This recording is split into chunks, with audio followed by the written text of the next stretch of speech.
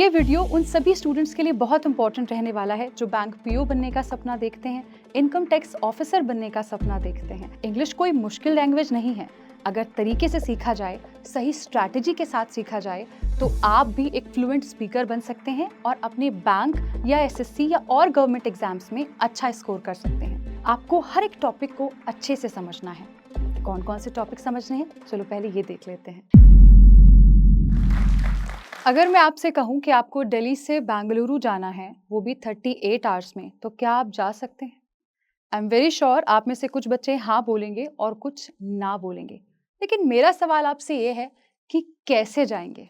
दिशा क्या होगी? डायरेक्शन क्या होगी? क्या बिना डायरेक्शन के आप दिल्ली से बेंगलुरु पहुंच सकते हैं? मुझे पता है आप ना कहेंगे। ऐसे ही अगर आपको यहाँ से यहाँ पहुंचना है या कहीं से भी कहीं तक पहुंचना है, तो आपके पास अगर दिशा नहीं है तो फिर बेकार हैं चीजें। ये साल 2024 आप लोगों का सफलता का साल रहे। ये साल 2024 आपके संघर्ष पर एक पूर्ण विराम लगाए, इसी को दिशा देने के लिए मैं आप लोगों के साथ जुड़ी हूँ।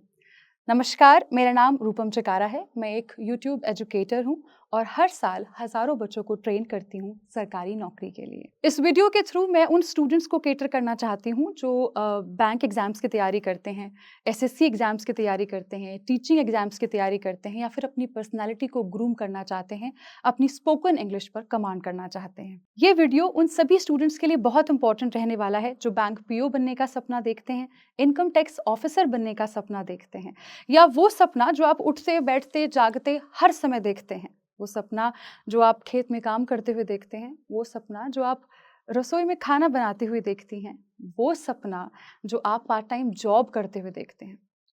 उस सपने को पूरा करने का वक्त आ गया है।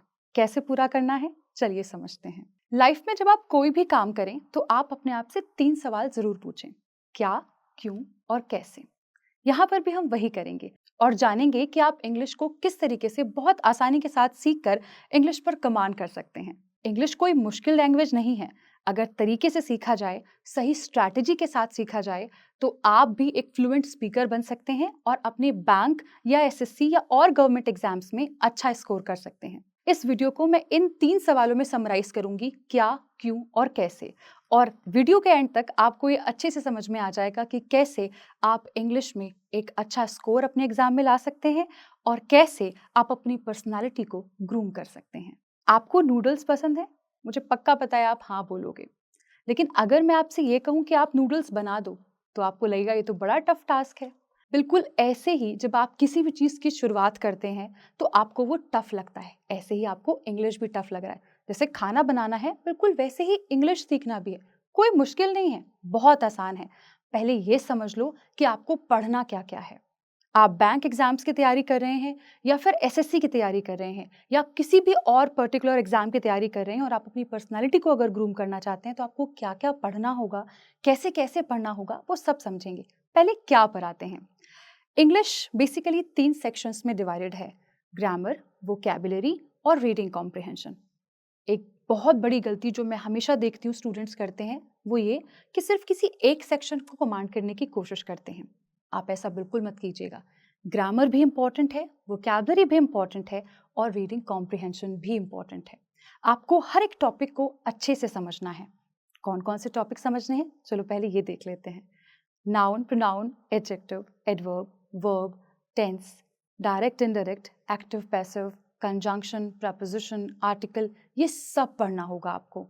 आपको वोकैबुलरी भी पढ़नी होगी, ईडियम्स भी पढ़ने होंगे, फ्रेजल वर्ब्स भी पढ़ने होंगे, वन वर्ड सब्स्टिट्यूशन भी पढ़ने होंगे, क्योंकि ये आपके पेपर की रिक्वायरमेंट है। एक और बहुत बड़ी गलती जो स्टूडेंट्स करते हैं वो ये है कि तैयारी करना शुरू तो कर देते हैं, लेकिन दिशाहीन होते हैं। उनको ये पता ही नहीं कि उनके पेपर की रिक्वायरमेंट क्या है, उनका पेपर उनसे क्या डिमांड कर रहा है। बिना इस चीज़ को समझे वो बस पढ़ाई करते रहते हैं और फिर 1 साल बाद या 2 साल बाद दिशाहीन हो जाते हैं और फिर कहीं ना कहीं गिव अप कर देते हैं। यही वजह है कि एक बहुत बहुत बहुत बड़ी संख्या हर साल फॉर्म फिल करती है, लेकिन सिलेक्शन मात्र कुछ बच्चे ले पाते हैं। तो मेरे ख्याल से अब तक आप ये समझ चुके हैं कि आपको क्या पढ़ना है। अब बात करते हैं क्यों पढ़ना है। क्या आप अपनी अभी प्रेजेंट स्थिति से खुश हैं? अगर खुश होते तो यहाँ थोड़ी बैठे होते, ये वीडियो थोड़ी देख रहे होते। आप अपनी प्रेजेंट सिचुएशन को बदलना चाहते हैं। ये जो संघर्ष अभी आपके जीवन में चल रहे हैं, आप अब इन संघर्षों को खत्म करना चाहते हैं। बहुत हो गया, राइट? आपके घर में जो ये प्रॉब्लम चल रही है, फाइनेंशियल प्रॉब्लम, जहाँ आप शायद अपनी बूढ़ी माँ का इलाज नहीं करा पा रहे हैं, शायद जहाँ पर आप अपने बच्चे की फीस नहीं भर पा रहे हैं या फिर उसको अच्छे स्कूल में नहीं पढ़ा पा रहे हैं। ये बहुत सारी दिक्कतें हैं। अब इन सब दिक्कतों को खत्म करना है। कैसे करना है? समझते हैं। आपको अपने बूढ़े माँ-बाप का सहारा बनना होगा, अपना खुद का सहारा बनना होगा। और यहाँ पर मैं खासकर लड़कियों से बात करना चाहूँगी। क्या आप अपने पैरों पर खड़े होना नहीं चाहती? क्या आप नहीं चाहती कि आपका नाम रोशन हो और आपके नाम से आपके परिवार को लोग जानें? चाहती हैं ना? तो फिर क्यों रुकी हुई हैं? क्यों अपने आप को जकड़ा हुआ है आप लोगों ने? आगे बढ़ना है ना, अपना नाम कमाना है ना? क्या आप में ये साहस नहीं है कि आप अपनी प्रेज़ेंट सिचुएशन को बदल सकें? है आपके अंदर वो पोटेंशियल? आप हैं इस काबिल कि आप सेल्फ डिपेंडेंट बन सकें? मैं यहाँ पर कोई इक्वालिटी का झंडा नहीं फहराना चाहती, मैं बस आपको ये बताना चाहती हूँ कि आप लायक हैं, आपके अंदर पोटेंशियल है, आप अपना नाम कमा सकती हैं, आप अपने खुद के नाम से जानी जा सकती हैं। तो क्यों पीछे हैं? आगे बढ़िए और अपने आप को एक मुकम्मल स्थान पर पहुँचाइए। साथ ही साथ जब इंग्लिश में क्यों की बात आती है, तो ये तो चलो बड़ी बातें हुई जहाँ पर हम अपने आप को एक अभी जैसी भी हमारी परिस्थिति चल रही है, उससे हटाकर हम अपने आप को एक वेल सेटल्ड लाइफ देना चाहते हैं, स्टैंडर्ड लाइफ देना चाहते हैं। लेकिन इसके अलावा अगर हम रोज़मर्रा की लाइफ की बात करें, तो आप जब किसी होटल में जाकर, किसी रेस्टोरेंट में जाकर आप जब खाना ऑर्डर करते हैं, थोड़ी हिचक होती है ना, क्योंकि इंग्लिश अच्छी नहीं है। आप अगर किसी ऐसे पर्सन को देखते हैं जिसकी जिसकी स्पोकन इंग्लिश बहुत अच्छी है, जो बहुत फ्लुएंटली बोल रहा है, इम्प्रेसिव लगता है ना? कहीं न कहीं आपका भी दिल करता है कि मैं भी ऐसे बोलूँ, मेरी भी स्पोकन इंग्लिश ऐसी होनी चाहिए। लेकिन जब बोलने की बारी आती है, तो आप घबरा जाते हैं या आप बोल नहीं पाते। तो अब तक आपको ये तो समझ में आ गया है कि इंग्लिश आपके लिए क्यों इम्पोर्टेंट है। आपकी पर्सनैलिटी को ग्रूम करना है अगर आपको, अपनी कम्युनिकेशन स्किल्स को बेहतर करना है, सरकारी नौकरी पानी है, अपने सपने को साकार करना है, तो इंग्लिश को तो बेहतर करना ही पड़ेगा। And trust me when I am saying this, ये बिल्कुल मुश्किल नहीं है। बस छोटे-छोटे चेंजेस करने की ज़रूरत है, छोटे-छोटे बदलाव करके आप चीज़ों को कर सकते हैं। अब बात करते हैं कि कैसे कैसे आखिर आपको इंग्लिश को तैयार करना है। जैसे मैंने अभी बोला, इंग्लिश के 3 सेक्शन होते हैं, ग्रामर, वोकैबुलरी और रीडिंग कॉम्प्रिहेंशन। एक-एक करके तीनों पे बात करते हैं। सबसे पहले ग्रामर को कैसे प्रिपेयर करें, इस पर डिस्कशन करेंगे। ग्रामर यानी कि व्याकरण यानी कि आधार। आप चाहे किसी एग्ज़ाम की तैयारी कर रहे हैं या आइल्स की तैयारी कर रहे हैं या बैंक एग्ज़ाम्स पर आपका फ़ोकस है, तो आपको ये समझना होगा कि ग्रामर आधार है आपका। आपको एक-एक टॉपिक को बहुत डिटेल में पढ़ना होगा, बहुत डिटेल में। हो सकता है कि आपके दोस्त को उस टॉपिक को पढ़ने में 2 घंटे लग रहे हों, आपको 4 लग सकते हैं, बट आप वो 4 घंटे इन्वेस्ट करो। आप एक ही बार हर एक टॉपिक को इतना डिटेल में पढ़ो कि आपको दोबारा पढ़ने की ज़रूरत ना पड़े और साथ-साथ प्रैक्टिस करते चलो। एक बहुत बहुत बड़ी गलती जो स्टूडेंट्स कर रहे होते हैं, वो ये होती है कि सिर्फ रूल्स को पढ़ते हैं, कॉन्सेप्ट्स को समझते हैं, लेकिन प्रैक्टिस नहीं करते। आप याद रखिएगा, आपके बैंक एग्ज़ाम्स की जो रिक्वायरमेंट है या आपके एसएससी एग्ज़ाम्स की जो रिक्वायरमेंट है, वो सिर्फ ये है कि आप रूल्स की एप्लीकेशन जानें। कभी किसी एग्ज़ाम में आपसे ये नहीं पूछा जाता कि ये रूल क्या है? किसी नाउन की डेफ़िनिशन, प्रोनाउन की डेफ़िनिशन क्या है? ये नहीं पूछते हैं। आपसे पूछते हैं तो उन रूल्स की एप्लीकेशन की, उनको यूज़ कैसे करना है। तो आपको अपने एग्ज़ाम की रिक्वायरमेंट समझनी है। आपको ये समझना है कि आप जितना प्रैक्टिस करेंगे, उतना प्रोफ़िशिएंट होंगे, उतना आप एक्सपर्ट बनेंगे, उतना कॉन्फिडेंटली आप पेपर अटेम्प्ट कर पाएँगे और उतना ज़्यादा आप स्कोर कर पाएँगे। So the conclusion here is कि आप ग्रामर पढ़ें, एक ही बार में सारे टॉपिक्स को बहुत डिटेल में पढ़ें। आप सेल्फ स्टडी कर रहे हैं, आप ऑनलाइन पढ़ रहे हैं, आप ऑफलाइन पढ़ रहे हैं, आप जैसे पढ़ रहे हैं, आप इस तरीके से पढ़ें कि आप एक ही बार में सारे कॉन्सेप्ट्स को क्लियर करें और साथ ही साथ हर टॉपिक के क्वेश्चंस प्रैक्टिस करते चलें, क्योंकि प्रैक्टिस इज़ द की। आपको इतना प्रैक्टिस करना है, इतना प्रैक्टिस करना है कि हर एक चीज़ आपके सबकॉन्शियस माइंड में फिट हो जानी चाहिए और जब तक आप बहुत प्रैक्टिस नहीं करेंगे, तब तक ऐसा नहीं होगा। किसी भी एग्ज़ाम को क्रैक करने का या किसी भी सब्जेक्ट पे एक्सपर्टीज़ करने का एकमात्र तरीका जो है, वो है प्रैक्टिस। तो आप जितना प्रैक्टिस करेंगे उतना आपके लिए चीज़ें इम्प्रेसिव होंगी। छोटी सी बात और यहाँ पर मैं ऐड करना चाहूँगी कि मैं ये भी ऑब्जर्व करती हूँ कि कई बार स्टूडेंट्स जब पढ़ते हैं तो ये देखते हैं कि अगर आपके टीचर ने आपका सारा सिलेबस पूरा करा दिया, सारे टॉपिक्स आपको पढ़ा दिए, तो आपको लगता है कि बस अब काम हो गया। ये बिल्कुल गलत है।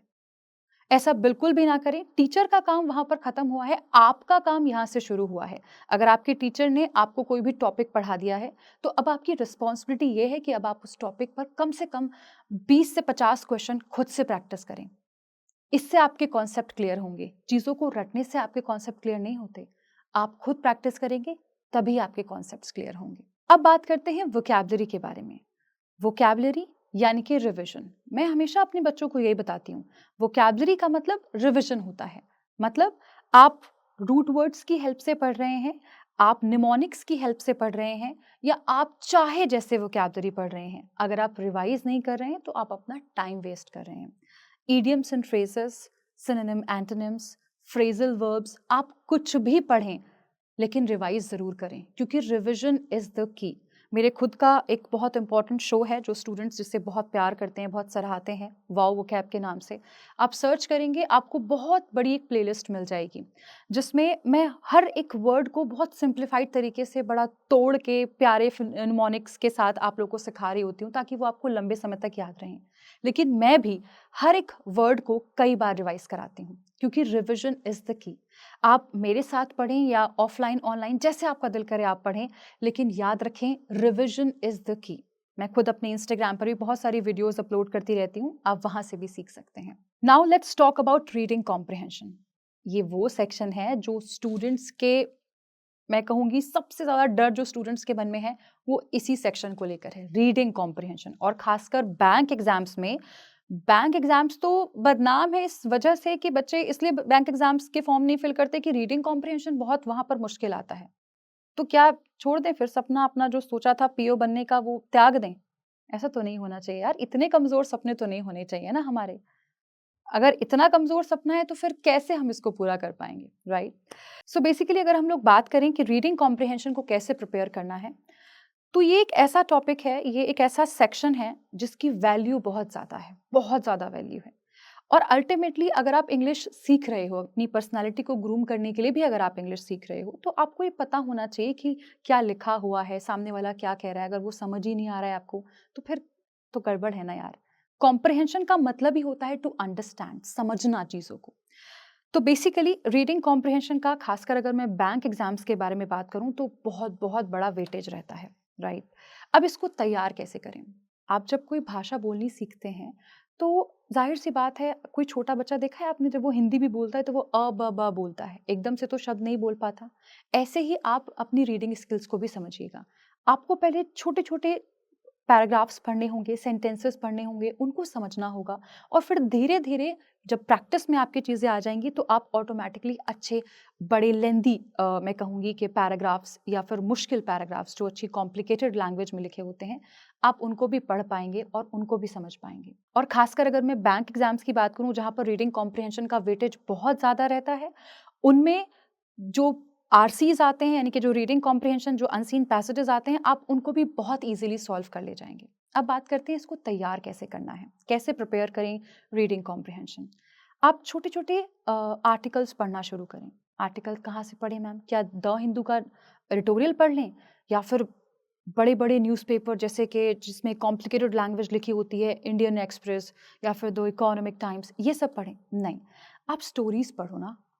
आप मैगज़ीन्स पढ़ो, आप नॉवेल्स पढ़ो, आपका जो दिल कर रहा है पढ़ने का आप पढ़ो, लेकिन इंग्लिश में आप पढ़ने की हैबिट डालो।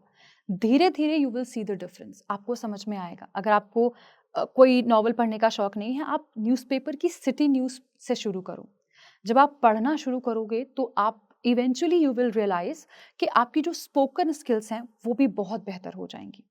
आपको, आपके अंदर एक अलग कॉन्फिडेंस आपको दिखाई देगा। लेकिन ये चीज़ एकदम से नहीं होती। ये भाषा है, इंग्लिश कोई सब्जेक्ट नहीं है, ये एक भाषा है। इसको आपको धीरे-धीरे, धीरे-धीरे सीखना पड़ेगा। तब आपकी पर्सनैलिटी भी ग्रूम होगी, आपका मार्क्स, जो भी आप एग्ज़ाम की तैयारी कर रहे हैं, उसमें आपके मार्क्स भी इम्प्रूव होंगे और आपके अंदर एक कॉन्फिडेंस भी आएगा। Last but not the least, आपने इतनी सारी बातें जो अभी तक मेरी सुनी हैं, उसमें आपको एक चीज़ तो समझ आ गई होगी कि अभी तक जो तरीका आप अपना रहे थे, अब उसमें आपको थोड़े से बदलाव करने पड़ेंगे।